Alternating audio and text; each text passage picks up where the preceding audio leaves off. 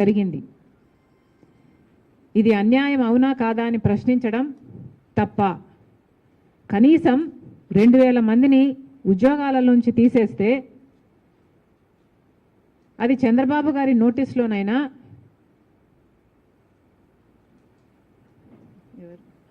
పవన్ కళ్యాణ్ గారి నోటీస్లోనైనా ఉందా లేదా? ఉంది అంటే మరి మీరు ఎందుకు స్పందించలేదు? లేదు అంటే కనీసం మేము అక్కడ దీక్ష చేస్తుంటే దానికి మీరు సమాధానం చెప్పకుండా మమ్మల్ని అడ్డుకుంటే, మమ్మల్ని లిఫ్ట్ చేస్తే మరి how is it reflecting on you? పాలకులు సమాధానం చెప్పాలని డిమాండ్ చేస్తున్నాం. 2000 మందినండి, 2000 మందిని తొలగించేశారు. ఇంకో 3000 మందిని తొలగించడానికి సిద్ధంగా ఉన్నారు. అంటే మేము 2000 మందికి ఈ దీక్ష చేయకపోయి ఉంటే ఆ 3000 మంది కూడా రేపో మాపో తొలగించే ప్రక్రియలోనే ఉన్నారు. కనీసం ఇప్పటికైనా పాలకులు మేలుకోవాలని మేము దీక్ష చేయబోతే మీకేమిటి అభ్యంతరం? పోనీ మీరేమైనా సమస్య చూపుతున్నారా? కనీసం సమస్య కూడా చూపటం లేదు. నిజానికి విశాఖ స్టీలు కాంగ్రెస్ పార్టీ నిర్మించిన ఒక ఇండస్ట్రీ. విశాఖ స్టీలు ఎప్పటిదో 1971లో ఇందిరాగాంధీ గారు దాని శంకుస్థాపన చేస్తే, ఆ తర్వాత రాజీవ్ గాంధీ గారు ప్రధానమంత్రి అయిన తర్వాత దానికి కావాల్సిన పూర్తి నిధులు ఇప్పించి ఆ ప్రాజెక్టును పూర్తి చేస్తే, ఆ తర్వాత వచ్చిన ప్రధానమంత్రి పివి నరసింహారావు గారు దాన్ని జాతికి అంకితం చేశారు. అంత గొప్ప ప్రాజెక్టు. స్టీల్ ఉత్పత్తిలో probably the best project in this country. At least it was until a particular period in time. మరి అలాంటిది అంత గొప్ప ఇండస్ట్రీగా ఉన్నది మరి చంద్రబాబు గారు ఏం చేశారు? అంతకుముందు జగన్మోహన్ రెడ్డి గారు ఏం చేశారు? ఇప్పుడు మళ్ళీ ముఖ్యమంత్రిగా ఉన్న చంద్రబాబు గారు ఏం చేస్తున్నారు? పవన్ కళ్యాణ్ గారు ఏం చేస్తున్నారు? 2000 మందిని ఉద్యోగాల నుంచి తీసేస్తే కనీసం ఒక్కరైనా స్పందించారా? ఒక్కరికైనా చీమ కుట్టినట్టయినా ఉందా? 2000 మందికి ఉద్యోగాలు పోతే మీరు ఎవరూ స్పందించలేదు అంటే మరి మీ ఛాతీలో ఉన్నది గుండెనా బండనా? రాజశేఖర రెడ్డి గారు కూడా ముఖ్యమంత్రిగా ఉన్నారు మీలాగనే. కానీ రాజశేఖర రెడ్డి గారి స్పందన ఎలా ఉండేది? 2007లో రాజశేఖర రెడ్డి గారు ముఖ్యమంత్రిగా ఉన్నప్పుడు విశాఖ స్టీలుకు సంబంధించి ఎంత తపన పడ్డారు? విశాఖ స్టీలుకు సంబంధించి రాజశేఖర రెడ్డి గారు ఉన్న టైంలో అది ఒకప్పుడు ఒకసారి నష్టాలు వస్తే 2000 కోట్ల రూపాయలు దానికి ఆర్థిక సహాయం కూడా ఆ రోజు కాంగ్రెస్ పార్టీ చేసింది. అంతేకాకుండా 4000 మందికి భూములు ఇచ్చిన వాళ్ళకి ఇంకా ఉద్యోగాలు రాలేదని 4000 మందికి రాజశేఖర రెడ్డి గారు ముఖ్యమంత్రిగా ఉద్యోగాలు ఇప్పించారు. 4000 మందికి రాజశేఖర రెడ్డి గారు ఉద్యోగాలు ఇప్పిస్తే ఈరోజు 2000 మందికి ఉద్యోగాలు తీసేస్తే ఏ ఒక్క ముఖ్యమంత్రి అయినా స్పందిస్తున్నాడేమో చూడండి.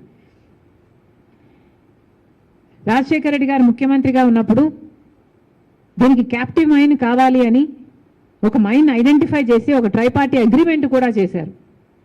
ఆయన ముఖ్యమంత్రిగా కొనసాగున్నా లేకపోతే బ్రతికున్నా అది కూడా అయిపోయేది. విశాఖ స్టీల్కి ఒక క్యాప్టివ్ మైన్ కూడా ఏర్పడేది.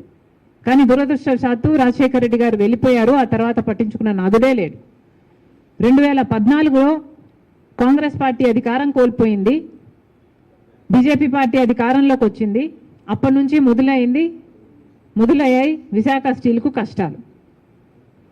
క్రమేణా బీజేపీ పార్టీ కొత్త రాష్ట్రం అని కూడా చూడకుండా, ఇది కొత్త రాష్ట్రం అని కూడా చూడకుండా, కనీసం కనికరం లేకుండా ఒక్క రకంగా కూడా విశాఖ స్టీల్ని ఆదుకోలేదు. బీజేపీ పార్టీ అన్ని విభజన హామీలన్నీ తుంగలో తొక్కింది. మనకు స్పెషల్ స్టేటస్ గురించి న్యాయం చేయలేదు, పోలవరం గురించి న్యాయం చేయలేదు, రాజధాని గురించి న్యాయం చేయలేదు. కనీసం విశాఖ స్టీల్ ఉన్నదాన్ని పరిరక్షించడంలో కూడా బీజేపీ పార్టీ విఫలమైంది. ఈ 10 సంవత్సరాల్లో బీజేపీ పార్టీ ఎన్ని రకాలుగా దీనికి కష్టాలు సృష్టించింది అంటే దీంట్లో కుట్ర ఉంది అని ఏ చిన్నపిల్లాడికైనా అర్థమైపోతుంది. ఒక కుట్రతో బీజేపీ పార్టీ విశాఖ స్టీలుకున్న భూముల్ని అమ్ముకోవాలి, అది కూడా అదాని జిందాల్ లాంటి వాళ్ళకు అమ్ముకోవాలి అన్న కుట్రతో పథకం ప్రకారమే సైలెంట్ కిల్లింగ్ చేసింది విశాఖ స్టీల్ని. ఒక్కొక్కటిగా ఒక్కొక్క రకంగా విశాఖ స్టీల్ని నాశనం చేసుకుంటూ వచ్చింది. రా మెటీరియల్ కావాల్సి ఉంటే సగానికి సగం రా మెటీరియల్ రాకుండా చేసింది. ఒక్క రకంగా కూడా ఆదుకోలేదు. ఎన్ఎండిసి కాస్ట్ను కూడా, రా మెటీరియల్ కాస్ట్ను కూడా పెంచేశారు. దాంతో ఇంకా ప్రొడక్షన్ దెబ్బతింది. రా మెటీరియల్ లేక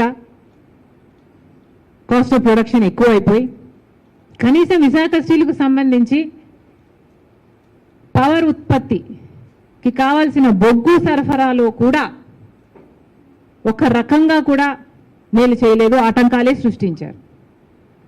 ఆఖరికి విశాఖ స్టీల్కు సంబంధించి వాళ్ళకు ట్రాన్స్పోర్టేషన్కి కావాల్సిన పోర్ట్ ఫెసిలిటీ కూడా ఇంతకుముందు గంగవరం పోర్టు తక్కువ ధరకే ఆ లాజిస్టిక్స్ వర్కౌట్ అయ్యేది. జగన్మోహన్ రెడ్డి గారి పుణ్యమా అని ఆ పోర్టు కాస్త అదాని గారికి కట్టబెట్టారు. రాజశేఖర రెడ్డి గారి కొడుకై ఉండి రాజశేఖర రెడ్డి గారు 30 ఏళ్లలో ఆ పోర్టు మళ్ళీ ప్రభుత్వం చేతికి రావాలి అని తలంచితే దాంట్లో 20 ఏళ్ళు అయ్యేపోయింది. ఇంకో 10 ఏళ్ళు ఉంటే ఆ పోర్టు ప్రభుత్వం చేతుల్లోకి వచ్చేది. అలాంటి పోర్టుని 9,000 కోట్లు విలువ చేసేదాన్ని 600 కోట్లకే జగన్మోహన్ రెడ్డి గారు అదానికి కట్టబెట్టేశారు. ఇప్పుడు అదాని పోర్టులో విశాఖ స్టీల్కు సంబంధించి వాళ్ళు ట్రాన్స్పోర్టేషన్కి కావాల్సింది దాదాపు డబుల్ ఛార్జ్ చేస్తున్నారు. అడిగేవాడు ఎవడైనా ఉన్నాడా? పట్టించుకునేవాడు ఎవడైనా ఉన్నాడా? క్రమంగా ఒక్కొక్కటిగా బీజేపీ ప్రభుత్వం కావాలని విశాఖ స్టీల్ని కుంటిదాన్ని చేసింది, అవిటిదాన్ని చేసింది. ఒక్కొక్క రకంగా హ్యాండిక్యాప్ చేసుకుంటూ పోయింది. ఒక కుక్కను చంపాలంటే అది పిచ్చిది అయిన ప్రచారం పుట్టిస్తే చాలు అన్నట్టుగా ఇది ఒక లాస్ మేకింగ్ కంపెనీ, దీనికి హోప్ లేదు అన్న రీతిలో దీన్ని తయారు చేయడానికి క్రమేణా ఒక పథకం ప్రకారమే ఇది చేయడం జరిగింది. పోనీ మన నాయకులు ఇక్కడ ఏమైనా చేస్తున్నారా అంటే ఒక్కడు కూడా ప్రశ్నించేవాడు లేడు. మొన్నటికి మొన్న 11,000 కోట్ల రూపాయలు గ్రాంట్గా ఇచ్చినట్టుంది కేంద్ర ప్రభుత్వం. 11,000 కోట్ల రూపాయలు ఇస్తామని చెప్పి 8,000 కోట్ల రూపాయలు ఇచ్చారు. 8,000 కోట్ల రూపాయలు నేరుగా విశాఖ స్టీల్కి వచ్చిందట. ఒక అర్ధగంట మాత్రమే అకౌంట్లో ఉంది. నేరుగా రుణాలు చెల్లించడానికి, అప్పులు చెల్లించడానికి వెళ్ళిపోయిందట. మరి ఎందుకు ఇచ్చినట్టు? అప్పులు చెల్లిస్తున్నామని ఒక మాట చెప్తే సరిపోయేది కదా. ఇవ్వడం ఏంటి? ఒక చేత్తో మళ్ళీ ఇంకో చేత్తో తీసుకోవడం ఏమిటి? ఏదైనా ప్లాంట్కు సహాయం చేస్తున్నాము, మేము డబ్బులు ఇస్తున్నాము 11,000 కోట్ల రూపాయలని పెద్ద పెద్ద పండగలు చేసుకొని పెద్ద పెద్ద అడ్వర్టైజ్మెంట్లు చేసుకొని ఇచ్చారే. కనీసం ఆ ప్లాంట్ రా మెటీరియల్గా డబ్బు వాడారా? కనీసం ఆ ప్లాంట్ ఎక్స్పాన్షన్గా డబ్బు వాడారా? కనీసం ఆ ప్లాంట్ 6 నెలలుగా జీతాలు ఇవ్వటం లేదా ఎంప్లాయీస్కి? కనీసం ఆ జీతాలు ఇవ్వడానికైనా వాడారా? దేనికి వాడారా డబ్బు? దేనికి వాడలేదు. ఒక చేత్తో ఇచ్చారు, ఇంకో చేత్తో తీసుకున్నారు. కేవలం అర్ధగంట మాత్రమే ఉందంట విశాఖ స్టీల్ అకౌంట్లో ఆ డబ్బు. మరి పాలిటిక్స్ కాకపోతే ఏమనాలి దీన్ని? అతి తెలివి కాకపోతే ఏమిటిది? ఇంకో 3,000 కోట్లు బ్యాలెన్స్ ఉంది, దానికి కూడా కండిషన్ పెట్టారట. 11,000 కోట్ల రూపాయలలో 8,000 కోట్లు ఇచ్చేసాము, బ్యాలెన్స్ ఉన్నది 3,000 కోట్ల రూపాయలు. ఆ 3,000 కోట్ల రూపాయలు కూడా మీరు ఎంప్లాయీస్ను తగ్గించకపోతే ఈ 3,000 కోట్ల రూపాయలు ఇవ్వము అన్న కండిషన్ పెట్టారట. కాబట్టి 2,000 మందిని ఆల్రెడీ తొలగించేశారు, ఇంకో 3,000 మందిని కూడా తొలగించాలి అన్న కండిషన్ ఉంది అని ఆ జేఏసీ వాళ్లకు చెప్పేశారు. అంటే ఆ 3,000 కోట్ల రూపాయలు కూడా రావాలి అంటే ఈ 5,000 మందికి ఉద్యోగాలు ఊడాలి. ఏమిటండి ఇది? అన్యాయం కాదా? అమానుషం కాదా? ఎవరికి ఏమీ అనిపించటం లేదా? అసలు ఎవరండి ఈ ఉద్యోగస్తులు? ఆ విశాఖ స్టీల్ కోసం భూములు ఇచ్చిన వాళ్ళు. ఆ విశాఖ స్టీల్ ఈరోజు ఉంది అంటే వీళ్ళు త్యాగాలు చేస్తే ఆ భూములు ఇచ్చిన వాళ్ళే ఉద్యోగస్తులుగా ఉన్నారు. ఒకప్పుడేమో 24,000 మంది 20,000 మంది పర్మనెంట్ రెగ్యులర్ ఉద్యోగంలో ఇంకొక 14,000 మంది కాంట్రాక్ట్ ఉద్యోగస్తులుగా ఉంటే, అంటే 34,000 మందికి కడుపు నింపే ప్రాజెక్టుగా ఇది ఉంది అంటే వాళ్ళ కుటుంబాలకు కూడా అంతమంది ఎంప్లాయీస్ 34,000 మంది ఉంటే, ఈ సంవత్సరం బిగినింగ్కి కేవలం 23,000 ఎంప్లాయీస్కి దానికి కుదించేశారు. ఇప్పుడు అది కూడా సరిపోదు అన్నట్టు 2,000 మందిని తీసేశారు. ఇంకో 3,000 మందిని తీస్తారట. ఇంకో 2,000 మందిని రెగ్యులర్ ఉద్యోగస్తులకి కూడా ప్రెజర్ పెట్టి విఆర్ఎస్ ఇచ్చి పంపించేయాలన్నది అజెండా అంట. అంటే 34,000 మంది పనిచేసిన ఒక కర్మాగారంలో eventually by the end of this year కనీసం సగం కూడా ఉండరు. 16,000 మందికి దానికి తీసుకురావాలి అన్నది వీళ్ళ టార్గెట్గా కనిపిస్తుంది. ఇది అన్యాయం కాదా? ఇది అక్రమం కాదా? అసలు ఒక పద్ధతి లేదు, ఒక ప్రొసీజర్ లేదు. ఏది ఎవరిని పడితే వాళ్ళని ఎందుకు తీస్తున్నారు అని అడిగితే దానికి ఆన్సర్ లేదు. ఇప్పుడేమో 45 సంవత్సరాలు నిండిన వాళ్ళందరినీ మెడికల్ టెస్ట్ చేయించుకోమంటున్నారట. అంటే తీసేయడానికి మళ్ళీ అదొక బహానా, ఏదో ఒక రకంగా ఏదో ఒక కారణం చూపి వాళ్ళని తీసేయాలి కాబట్టి ఇప్పుడు మెడికల్ టెస్ట్ అన్న ఇంకో కొత్త ప్రొసీజర్ ఒకటి స్టార్ట్ చేశారట. అసలు చాలామంది ఈ 34,000 ఉద్యోగాలు ఎవరైతే at one point in time 2014లో ఇంతమంది ఉన్నారో వీళ్ళందరూ భూములు ఇచ్చిన వాళ్ళు. మోస్ట్లీ వీళ్ళు భూములు ఇచ్చేసరికి కనీసం ఓ 10,000 12,000 రూపాయలకు ఎకరం ఉండుంటుంది.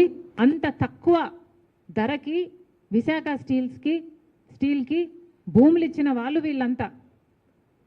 వాళ్ళల్లో ఇంకా 16,000 మంది 16,000 కుటుంబాలు ఈ భూములన్నీ ఏకం చేసి దాదాపు 26,000 అనుకుంటా ఎకరాలను ఇస్తే 8,000 మందికి మాత్రమే ఉద్యోగాలు ఇచ్చారు. ఇంకొక 8,000 మంది ఇంకా ఎదురు చూస్తూనే ఉన్నారు. వీళ్ళల్లో ఇప్పుడు ఉద్యోగం చేస్తున్న వాళ్ళల్లో భూములు ఇచ్చిన వాళ్ళు కూడా చాలామంది ఉన్నారు. ఏ 12,000 రూపాయలకో లేకపోతే ఇంకా తక్కువకు తీసుకున్నారేమో. ఈరోజు ఒక్కొక్క ఎకరం అది కనీసం 12 కోట్లు చేస్తుంది. మరి అలాంటప్పుడు కనీసం వాళ్ళకి ఇచ్చిన ఉద్యోగాలన్నా భరోసా లేకపోతే